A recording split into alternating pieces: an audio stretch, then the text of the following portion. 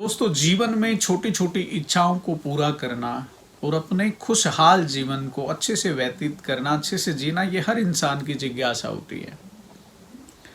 जैसे ही पढ़ाई कंप्लीट होती है तो हर इंसान चाहता है कि मैं अपने जीवन में जल्द से जल्द सक्सेस होकर अपने जीवन की उन तमाम खुशियों को हासिल करके परिवार के साथ एक आनंद के साथ जीवन व्यतीत करूं।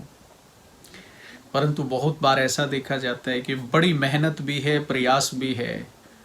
परंतु कोई ऐसी एनर्जी, कोई ऐसी नेगेटिविटी आपको इतना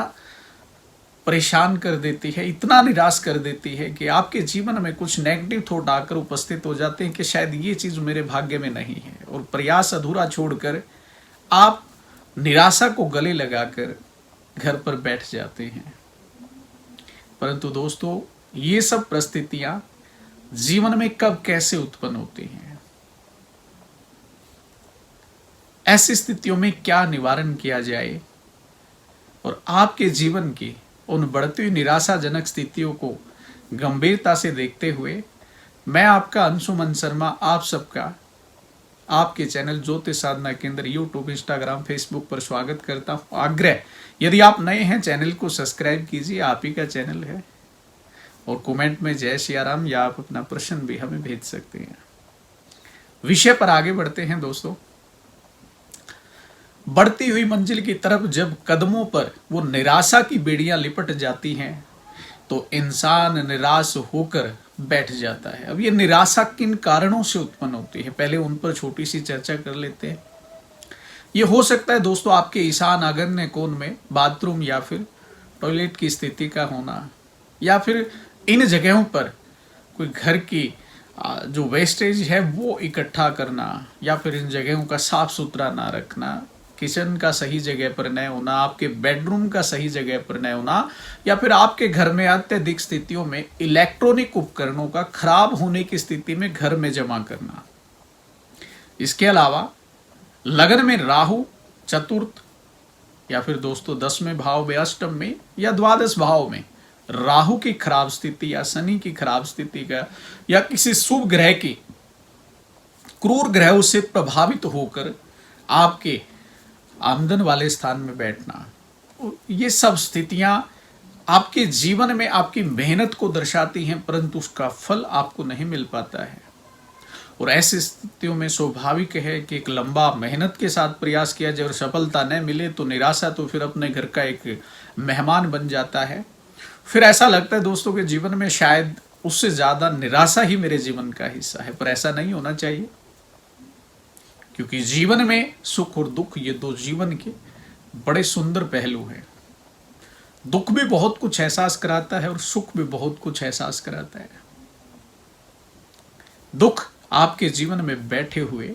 अपनों का साथ दिखावा था या हकीकत था, उस चीज को दर्शाता है, और सुख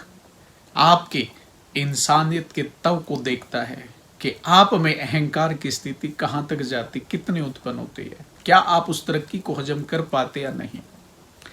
ऐसी स्थितियों में दोस्तों जब आप निराश हो जाएं, क्या करें,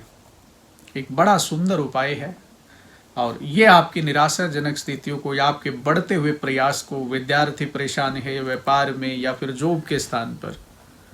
या आप अत्यधिक मात्रा में डिप्रेशन में रहते हैं, सभी स्थितियों को मद्देनजर नजर रखते हुए ये उपाय मैं आपके समक्ष लेके आया हूँ। बड़ा ही सरल साधारण उपाय है। बस करना क्या है, आप एक कंच की बाउल लेके आइएगा घर, बाउल जो एक कटोरा टाइप में होता है, स्टील का नहीं हो दोस्तों, कंच का, और सेंधा नमक, एक तो दोस्तों पाउडर स्थिति में आता है, एक पहाड़ जैसी आकृति में सेंधा नमक हमें अक्सर बाजार में या दुकानों पर देखने को मिलता है, तो वहां से आप इसका वजन के हिसाब से इसको परचेज कीजिएगा, या तो आप 1.25 किलो में या 3.25 किलो में। ऐसी जगह पर या घर के मध्य में, केंद्र में आप उसको स्थापित कीजिएगा। आप अपने डाइनिंग टेबल पर भी स्थापित कर सकते हैं। पहले उस पर गंगा जल का छिट्टा देके उसको बड़े अच्छे से साफ करके, क्योंकि हो सकता है उस पर कुछ गर्दा या कुछ ऐसी स्थितियां मिले, तो उसको आप अच्छी तरह से क्लीन करके, और किसी अच्छे दिन मंगलवार या रविवार, वीरवार के दिन आप स्थापित कीजिएगा। और प्रातः आप अपने जीवन में बस इतना कीजिएगा कि जैसे आप बेड से उठते हैं, तुरंत उठकर बिना स्नान किए बिना कुरला या कहीं प्रेस कुछ नहीं होना इसमें, बस सीधा आपको उस आकृति के सामने जाके बैठ जाना है और मात्र 5 मिनट आप ओम मेडिटेशन कीजिएगा और अपनी आकृति को उस नमक में अनुभव कीजिएगा। दोस्तों, आपके जीवन की हर परेशानी का हल आपको इसमें नजर आएगा और आपके जीवन की निराशाजनक स्थितियां आपसे निवेदन करके आपसे पीछा छुड़ाएंगी और खुशहाल जिंदगी आपको आपके गले से लगाएगी। नित्य विश्वास है कि आप इस प्रयास को करेंगे और आपको सफलता मिलेगी और हमें बड़ा हर्ष होगा, खुशी होगी कि हमारे एक छोटे से प्रयास से आप जीवन में मुस्कुराने लगे हैं। तो जानकारी सुंदर लगे शेयर कीजिएगा, कमेंट में जय गौ माता की, जय भारत माता की जरूर लिखिएगा। आजकल राम भगवान के अयोध्या में पधारने पर आप राम का जितना ज़्यादा हो सके उतना ही उच्चारण अपने जीवन में कीजिएगा और कमेंट में भी आप जय श्री राम जरूर लिखिएगा। आज के लिए इतना दोस्तों, फिर किसी नई जानकारी के साथ फिर मिलेंगे और ऐसी जानकारियों के लिए आप हमारे चैनल से जुड़े रहिएगा। बड़ी अद्भुत जानकारियां आप लोगों के समक्ष लेके आएंगे। तब तक के लिए दोस्तों, जय गौ माता की, जय भारत माता की।